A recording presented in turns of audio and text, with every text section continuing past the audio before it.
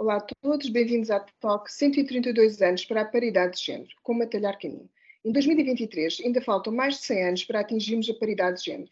Será esta desigualdade, que se reflete nos salários, nas promoções, na menor representação de mulheres em cargos de chefia, inevitável, ou há forma de atalhar caminho e reduzir este esforço? Para debater este tema, temos hoje connosco Vânia Belis, sexóloga, e Joaquim Almeida, diretor de Recursos Humanos da FNAC. E Joaquim, começava exatamente por si. 132 anos para quebrar este fosso entre homens e mulheres, de paridade de género, parece-me demasiado tempo. O que é que as empresas podem fazer, no fundo, para participar na solução deste problema e acelerar todo este processo? Ok, boa tarde. Eu diria que provavelmente haverá muita coisa que as empresas poderão fazer, umas mais práticas, outras menos práticas, ou com alcances diferentes, mas eu já não é a primeira vez que participo em discussões deste tipo e costumo dizer de que o principal que as empresas devem fazer é mudar de atitude. Ou seja, é terem consciência que o seu papel na sociedade já não é puramente um papel que vise o seu negócio, a obtenção de lucro, etc., mas que tem que estar virado para outras questões na sociedade, uma das quais é a questão das mulheres e da paridade. E, portanto, as empresas têm que assumir um novo papel na sociedade, têm que ter, inclusivamente, documentos que depois se materializam, com os seus colaboradores e com ações de formação e depois com práticas concretas. Nos seus documentos, tem que ter documentos tipo códigos de conduta, de ética, nos seus valores, e todas estas questões têm que lá estar presentes, não é? E a questão da discriminação sexual, ou da paridade das mulheres, é uma das mais importantes, para não falar de outras, não é? Religiosas, sexuais, raciais, políticas e por aí fora. Portanto, eu diria que esse papel da empresa é o principal a mudar, mas só muda com uma mudança de atitude.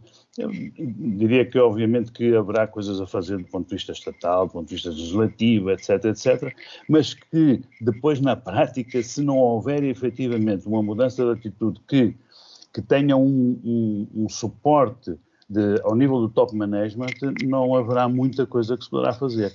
E eu diria que, a fazer isso, será uma forma de encurtar esse período, não é tão longo, de 100 e tal anos, 132 anos, não é? Até custa saber como é que conseguiram calcular esses 30 e 32 anos, não é? Mas, pelos vistos, é bastante longo e gostaríamos de, se calhar, assistir a alguma mudança ainda no nosso tempo de vida. Exatamente. Com medidas concretas. Vamos a uma concreta que a FNAC já anunciou o ano passado. Foi o objetivo de até 2030. Julgo que o objetivo era atingir cerca de 30% de mulheres em cargos de chefias de loja. No fundo, mais 5%, se não falham as contas, do que a realidade que vocês tinham em 2022, que foi o ano em que anunciaram essa medida. Como é que isso está a apressar e que outras iniciativas, entretanto, vocês estão a equacionar exatamente para, como dizem os ingleses, put your money, pôr o dinheiro onde está a boca, algo assim. Claro. Não, é que nós, por acaso, na FNAC, o que pensamos, aliás, isso até vai de encontro a uma temática que muitas vezes anda aí em cima da mesa, que é a questão das cotas. E nós somos um pouco contra as cotas. Ou seja, nós não vemos as cotas como uma cota que tem que existir hoje. O que nós pensamos é que deve haver metas concretas a atingir a médio e longo prazo. 2020, por isso é que nós temos vários objetivos concretos a atingir em 2025 ou em 2030 até, uns a nível local, portanto, do país, e outros até a nível internacional, portanto, do grupo, definidos em conjunto pelo grupo. E esse é um deles. Por acaso, é engraçado porque nós, quando comparamos todos esses indicadores ao nível do grupo, praticamente em todos os países eles mais ou menos estão alinhados, ou seja, não há grandes discrepâncias. Todos os países têm que fazer esforço seja a Suíça, a Espanha, a Bélgica, a França, nós, todos temos que fazer esforço para conseguir aumentar a participação das mulheres, enfim, nos vários indicadores que nós temos. E esse em concreto que falou do peso das mulheres à frente das unidades de negócio, nós não conseguimos atingir. Ainda por cima, regredimos. E regredimos porquê? Porque tivemos demissões de mulheres que estavam à frente das unidades de negócio. É preciso ter atenção que o nosso setor, é o setor do retalho, é um setor difícil para as mulheres. Nós temos horários estranhos, não é? Trabalhamos das 10 da manhã até às 11 ou até à meia-noite, 7 dias por semana, fins de semana, portanto, tudo isto causa cada vez mais transtorno às famílias, às mulheres particularmente, e nós temos uma população muito jovem de mulheres, mas as mulheres casam, têm filhos e começam a ter outras preocupações. E quando isso acontece, as pessoas buscam outras alternativas e por isso é que nós tivemos algumas demissões e não conseguimos atingir o nosso target, digamos assim. Mas o que é que nós depois fazemos em concreto para que isso aconteça? Não é hoje, ou seja, não é para que nós hoje consigamos ter esse número de mulheres. Nós trabalhamos no sentido de desenvolver mulheres que possam amanhã estar aptas a assumir outras funções. E daí depois as promoções e a ocupação de cargos de gestão. Porque, por exemplo, se nós ao nível da FNAC no seu todo tomarmos em conta o peso das mulheres nos quadros, digamos assim, nos quadros de gestão, intermédios, superiores, em todos os níveis, nós estamos muito bem. Nós estamos com 44% nesse indicador. E o nosso objetivo era atingir em 2030 45%. É o objetivo do grupo no seu todo. Nós estamos bem, mas há outros países que não estão. E por isso, no total, é que o objetivo é esse. Mas, lá está, nesse indicador estamos bem, mas quando falamos em liderança de unidades de negócio, aí não. Portanto, vamos continuar a trabalhar para que amanhã consigamos promover e até porventura recrutar, porque também o estamos a fazer, mulheres para comatar essas posições. Esse processo que disse sentiu todas as que enfocou. Vânia, eu vou dar uma deixa perfeita para... Desculpa, se calhar já respondi a várias outras questões que estão para a frente. Não, nós vamos lá. As cotas já vamos desenvolver um bocadinho. Okay. Vamos a esta questão que o Joaquim acabou de referir, do facto daquele objetivo que a empresa tinha de forma muito empenhada, traçado, para atingir, e depois foi confrontado com o facto da realidade da vida das mulheres não se calhar, ajustar tão facilmente às exigências de liderança, o que vai também a agências de liderança no sentido de tempo de consumo. Não estou a pôr aqui em causa a competência das pessoas, mas isso também vai muito ao encontro dos estudos que têm saído ultimamente, a dizer que há um grande abandono das mulheres do mercado de trabalho, sobretudo em cargos de desfia de topo ou até intermédia. Burnout, equilíbrio vida-trabalho, há aqui uma série de questões que estão a emergir. O que é que sentes que as empresas então poderiam fazer para que, no fundo, as mulheres não tivessem que sair, ou isto já não é um problema de empresas, mas já é um problema de sociedade, para que as mulheres se mantenham no trabalho e consigam perseguir uma carreira, tendo ao mesmo tempo uma família, não é? Porque isto não é um tema para homens, é um tema para mulheres, não é? Bem, em primeiro lugar, obrigada por este tema tão pertinente, não é? Acho que estes 132 anos dizem tudo, dizem que apesar de termos que mudar a atitude, não estamos a conseguir fazê-lo, não é? A verdade é que há muito tempo que tentamos perceber como é que vamos fazer a mudança, mas ela continua a não acontecer. E eu acho que antes de mudarmos a atitude, temos que trabalhar, na minha opinião, principalmente em relação às crenças, não é? O que é uma mulher que trabalha e o que é um homem que trabalha? E eu acho que o problema começa aí. Porque é que tem que ser a mulher a desistir por conta da família? Porque é que é a mulher que sente uma pressão por conta da família? Porque é que ela se sente obrigada a ter que fazer escolhas em relação à família? Porque é que isso também não cabe aos homens, não é? E eu acho que esta mudança de atitudes, mudança de atitude e mudança de crença só vai ser possível com uma mudança de educação, não é? Porque nós continuamos a educar meninos e meninas de formas completamente diferentes. Educamos os meninos para serem competitivos, para estarem em funções mais atrativas, e continuamos a educar as meninas para os cuidados, e basta nós vermos onde é que estão distribuídas as mulheres no mundo laboral e observamos que as mulheres estão, acima de tudo, em profissões de cuidado, não é? De ensino, profissões ligadas ao setor da área social, porque depois nas empresas, não é o caso, obviamente, aqui da FNAC, e por isso é que o Joaquim também está aqui, mas a verdade é que na maior parte das empresas as mulheres estão em cargos, quando falamos na questão da paridade, às vezes elas até estão, existe um número próximo do elemento masculino, mas elas em questão da hierarquia, elas estão em patamares completamente diferentes, e isso não é paridade, não é? Porque nós temos, as mulheres continuam a ser a maioria nas limpezas, as mulheres continuam a ser a maioria no secretariado, não é?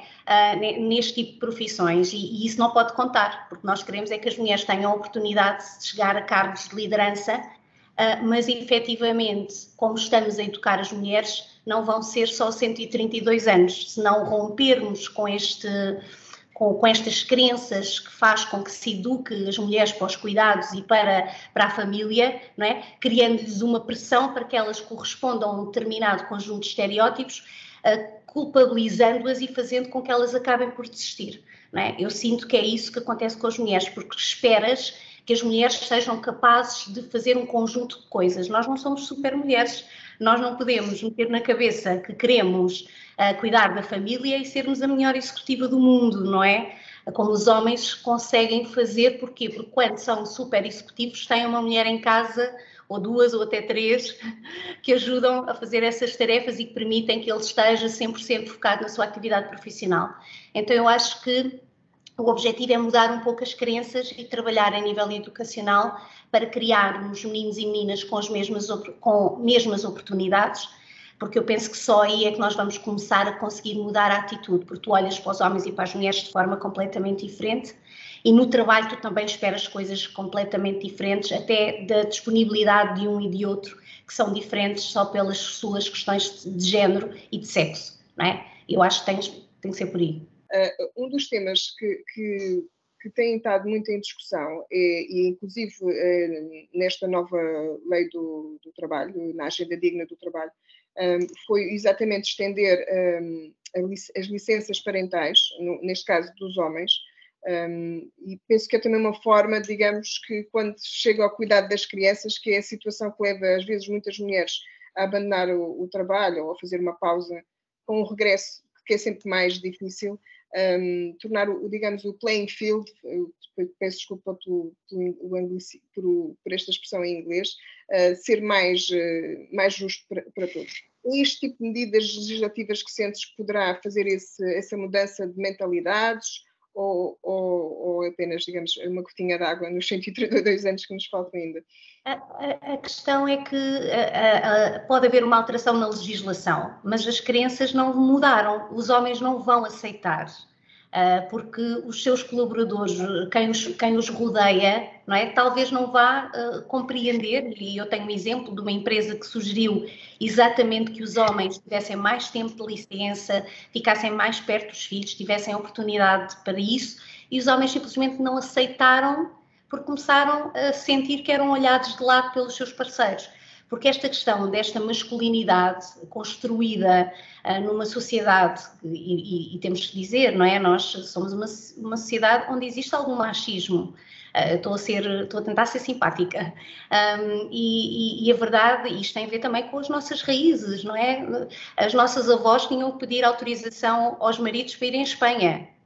Não foi ora assim há tanto tempo. Portanto, estas coisas, o comportamento, e diz-me a psicologia, não é? Eu sou psicóloga em primeiro lugar, que não é fácil mudar. Então, por muito que a legislação exista, as crenças continuam lá e elas são uma barreira para que depois se cumpra a lei e para que as pessoas se sintam à vontade para depois então mudar o seu comportamento. Portanto, temos que ir efetivamente pelas crenças, desconstruir o que é isto de cuidar dos filhos, não é? Porque o norte da Europa já tem excelentes exemplos, mas eles trabalham na área educacional de uma forma muito aprofundada. Eles começam na educação pré-escolar a trabalhar temas como as questões de género, que nós aqui tentamos abafar, e digo que temos países que tentam abafar, não é? Portanto, tem que ser por aqui, enquanto não se trabalhar a gênese que leva depois às atitudes, não vamos conseguir mudança por muito que a lei possa existir, porque as pessoas não vão aderir, a adesão vai ser baixa, na minha opinião. Já agora, e não querendo, mas já vou ao Joaquim, não penso que me esqueci de si, mas já agora que estamos com este tema de licenças, a licença menstrual é um tema que em Espanha ganhou visibilidade, houve uma mudança legislativa, em Portugal, como sabem, esse tema deixou de fazer parte, não existe, pronto, não há essa licença do ponto de vista legislativo, mas houve empresas que tomaram essa iniciativa. Estou-me a lembrar do caso da Fitsai, confesso que é o único em Portugal que tenho conhecimento. Sentes que isso pode ser interessante ou, mais uma vez, vamos embater no preconceito, na dificuldade das mulheres, por um lado, usarem essa licença, por um lado, e também criar-se mais um gueto no mundo laboral em que, digamos, que essa discriminação positiva, à falta de melhor expressão, possa ser um fator contra as mulheres e não promover exatamente uma paridade no mundo do trabalho.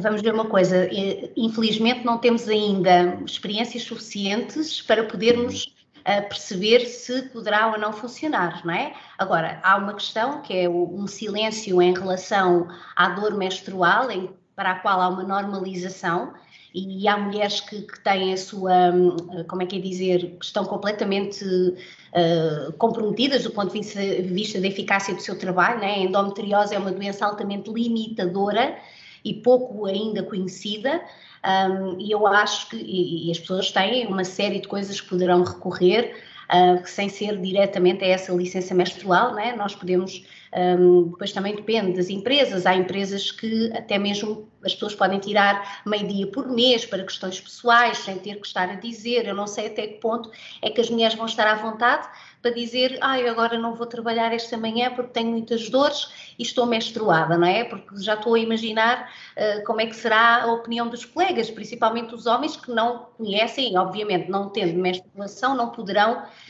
perceber o desconforto que existe nessa altura do mês para muitas mulheres. Mas tipo, olha, lá está a minha colega que hoje está com aquilo, não é?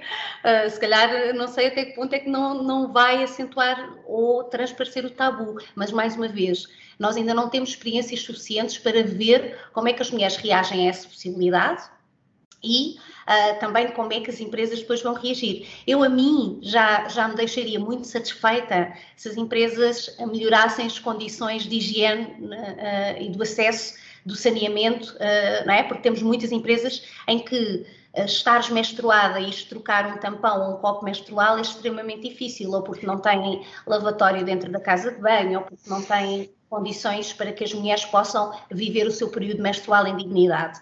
Se as empresas já tivessem essa preocupação, para mim já era um primeiro passo. Eu acho que ir já para a licença sem passar por um conjunto de outras coisas, não sei se não será precipitado. Mas pronto, como eu digo, ainda não existem experiências suficientes para podermos ver como é que depois na realidade as coisas funcionam. Enfim, falou há pouco da questão das cotas, que não era propriamente um adepto das cotas, imagino para mulheres ou para outro tipo de situações, mas já agora gostaria de, não é bem confrontar, não interpreto pelas minhas palavras, mas gostaria de falar de uns números que são bastante recentes, do Bloomberg Gender Index, certamente tive já a oportunidade de os analisar, e eu até estou a olhar aqui para a minha cábula para não me esquecer dos números, porque de facto são surpreendentes ou nem por isso. Basicamente, esse índice analisou mais de quase 500 empresas em 45 países, apenas 7 portuguesas ou com sede em Portugal fazem parte desse índice. E a parte que a mim até me surpreendeu mais, e com alguma tristeza, foi o facto de, dessas quase 500, apenas 41, ou seja, 8%, tem uma mulher CEO, 50% uma chairperson, e em média, apenas 44% das mulheres, ou seja, menos de metade, são promovidas. Ou seja, se calhar não é a altura de repensar com a questão das cotas. As cotas não poderiam realmente ser um mecanismo importante para alavancar estes números. Não, a questão está um pouco no entendimento do que é uma cota. Uma coisa é eu dizer assim, eu hoje tenho que ter 10% ou 20% ou o que for de mulheres. E outra coisa que eu acho que pode levar a erros. Porque qualquer nossa decisão deve ser baseada pelos fatores de meritocracia, pelo desempenho, e não por o fator de paridade, porque eu tenho que lá ter X% de mulheres ou X% de homens, iria dar no mesmo. Por isso é que uma cota a ser obrigatória hoje, nós não defendemos isso. Nós, enquanto empresa, enquanto grupo, o que nós defendemos é ter uma meta para atingir isso. O facto de termos essa meta obriga-nos a, durante os meses, as semanas, os anos, trabalhar para o atingir.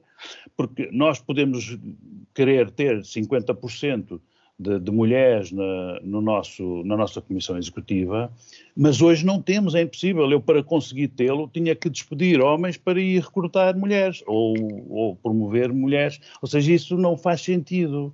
O que faz sentido é dizer assim, eu em 2025 ou em 2030 quero ter, e então vou trabalhar para o conseguir. Por isso, quando eu digo que sou contra a cota, é cota neste sentido, não é? É como também, enfim, Depende daquilo que nós estamos a falar, né? Num caso restrito de uma empresa ou de um grupo de empresas, temos que ter algum cuidado com isso, porque há zonas onde é mais fácil atingir e há zonas onde é menos fácil ou mais difícil de o conseguir. É nesse sentido, portanto, eu não sou contra o facto de ter números. Números devemos ter. Uma coisa é tê-los agora, outra coisa é tê-los a 2, 3 anos, 4 anos, 5 anos ou 10 anos. Porque, do nosso ponto de vista, é muito mais, digamos assim, realista ter um objetivo a atingir e depois trabalharmos consecutivamente para os conseguir atingir, para os realizar, né?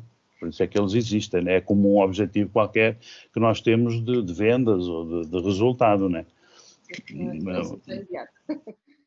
Sim.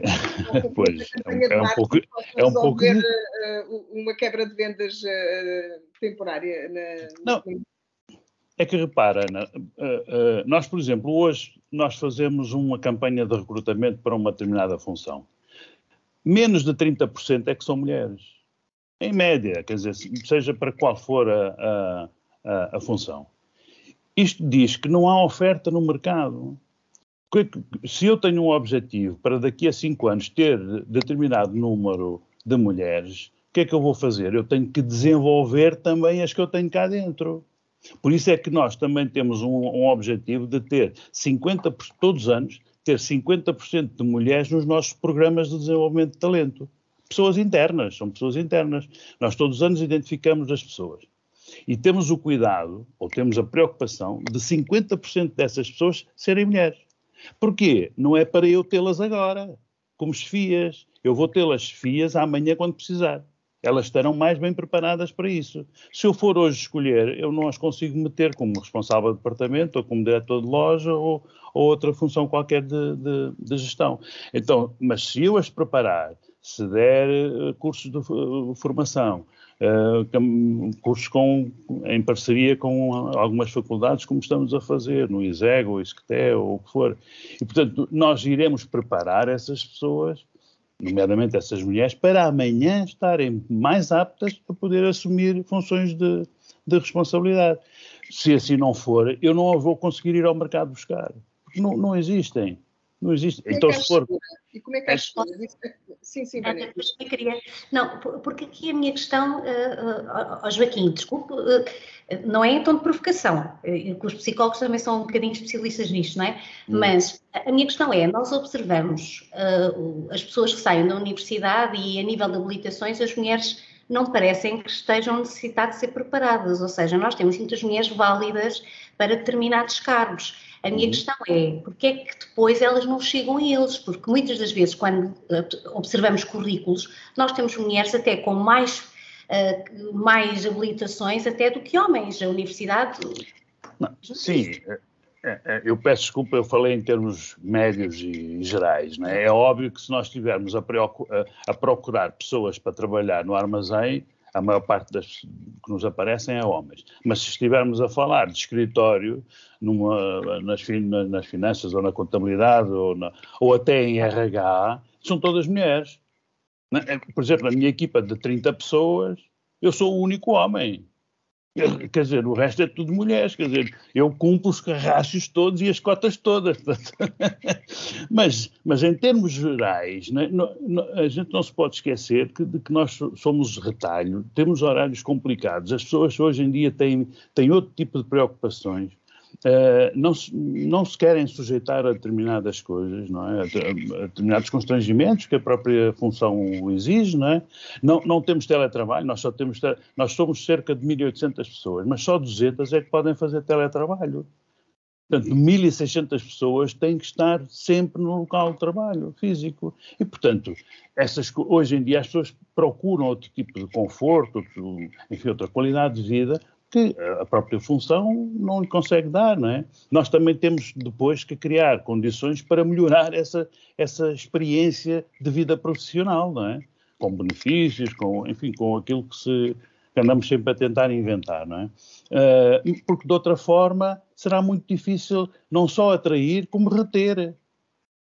Era exatamente isso que eu ia perguntar, é como é que segurava, por exemplo, acabou de referir há pouco que vocês faziam esse esforço de, tendo em conta que o vosso pool de recrutamento as mulheres tinham cerca de 1/3, né? Representavam cerca de 1/3, o esforço era as que entravam, formá-las e prepará-las para funções eventualmente vocês venham a necessitar e caso elas queiram também fazer esse percurso de carreira junto à companhia. Mas e depois falou há bocadinho, voltamos ao início da nossa conversa, chegaram aos cargos de chefia, portanto, o máximo que poderiam atingir numa empresa com as características da vossa, da área de retalho, e depois vão embora. Portanto, que outras coisas é que sendo que empresas, não me refiro necessariamente a vocês, mas empresas que atuam no vosso negócio ou outros, possam, digamos, criar condições para que as mulheres não sintam que tem que ser ou vida familiar ou carreira.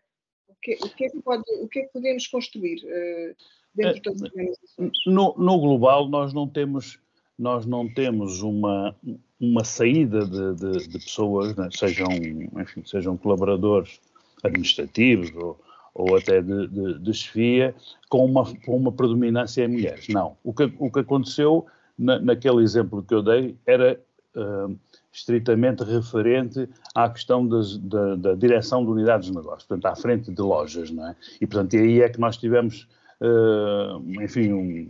por várias vicissitudes, uma saída de 3 pessoas e, portanto, que estragou-nos o rácio. Não é? Lá está, que estragou-nos a cota, não é?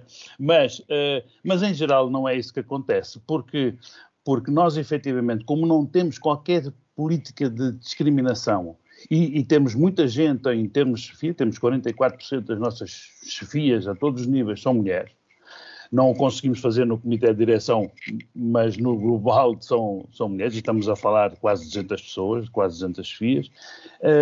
Portanto, eu diria que nós não temos um problema das mulheres saírem, mas entendo que há muitas empresas, e infelizmente será porventura a maioria, onde a mulher não é acarinhada. Quer dizer, eu posso parecer falsa modéstia, mas nós damos boas condições e tratamos bem as mulheres, quer dizer, nós pagamos quase 30 dias por ano que pagamos além da lei. E as mulheres e os homens, toda a gente usa isso indiscriminadamente, portanto, para o que entendem, não é? Portanto, e nós pagamos isso, quer dizer, isso é valorizado também, não é?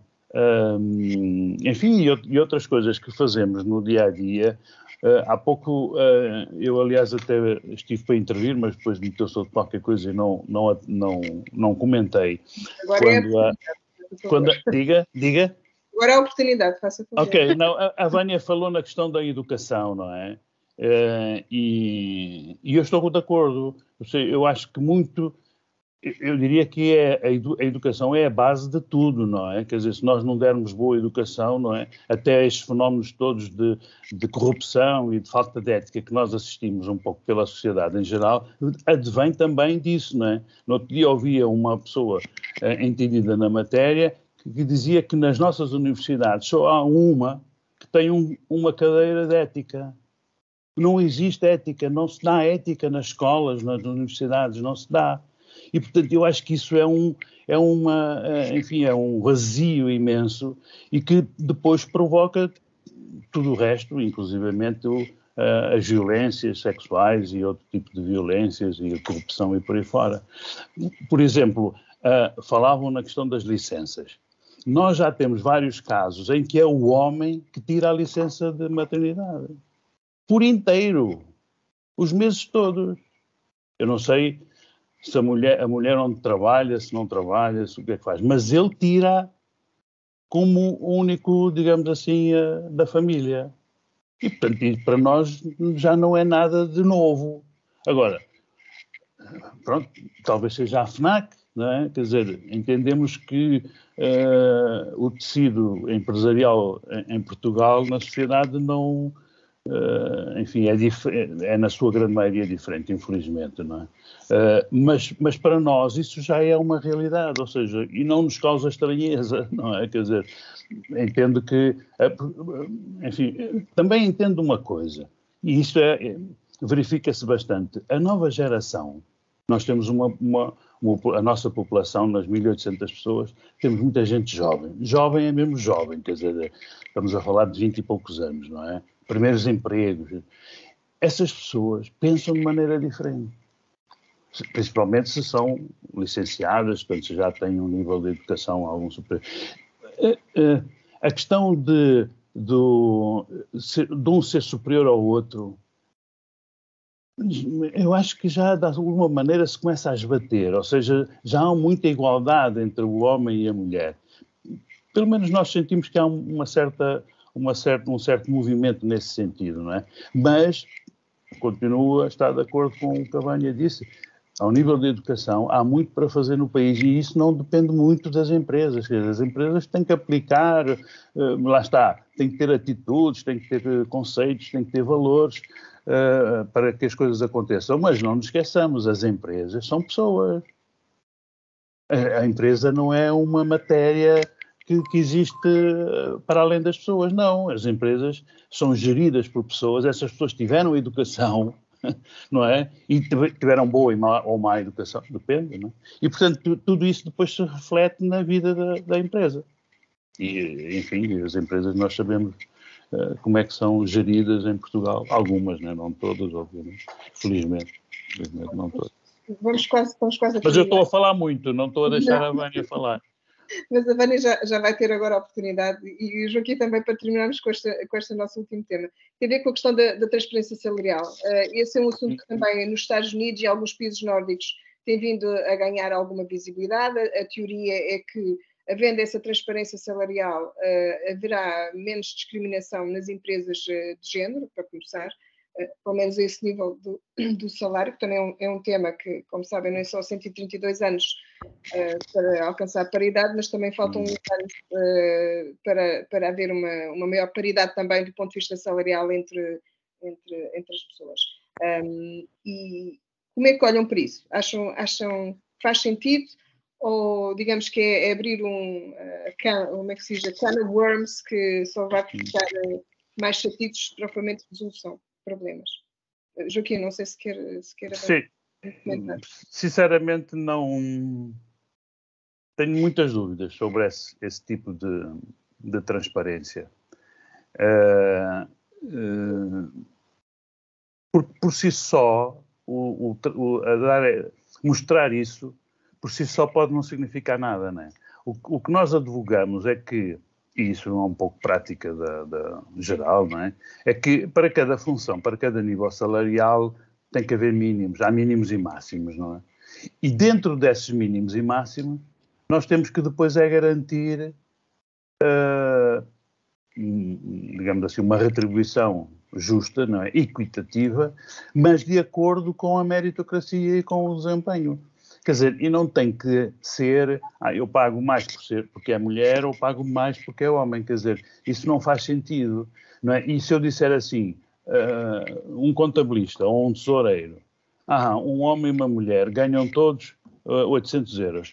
Isso é bom ou mau? Não sei se é bom ou se é mau, mas se calhar a mulher devia ganhar 900 e o homem devia ganhar 850. Ou seja, o simplesmente dar a transparência, não sei se iria resolver. Nós não o praticamos. Nós praticamos, temos tabelas, as pessoas sabem que tabelas é que existem para cada função, para cada nível, mínimos. E, portanto, abaixo do mínimo nunca ninguém está. E depois manda, digamos assim, a performance de cada um. Sim, se é branco, ou amarelo, ou preto, ou se é de homem, mulher, ou de que raça for, ou religião e tal, não é o critério, não pode ser o critério, não quer dizer que infelizmente não haja, não é? Quem use isso, não é? Mas não pode, numa empresa séria não deve ser, não pode ser. Tânia, tens alguma opinião sobre este assunto? Bem, eu trabalho há muitos anos na função pública e aqui nós também temos níveis e também sabemos mais ou menos o valor. Eu acho que a transparência acaba por ser difícil no privado porque ia ser uma caça também às pessoas, não é? Portanto, não é muito execuível, não é? Porque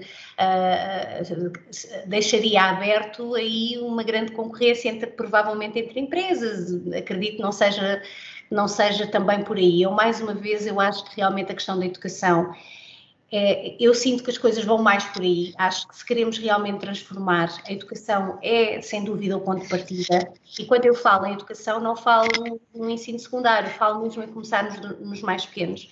Ainda hoje eu tive uma experiência com crianças do 4º ano, que quando disse que íamos falar sobre menstruação, os meninos disseram, ai, que nojo, e, então nós não podemos, nós já não vamos aparecer porque isso é um assunto das meninas. Não, isto não é um assunto das meninas, isto é um assunto de todos, não é?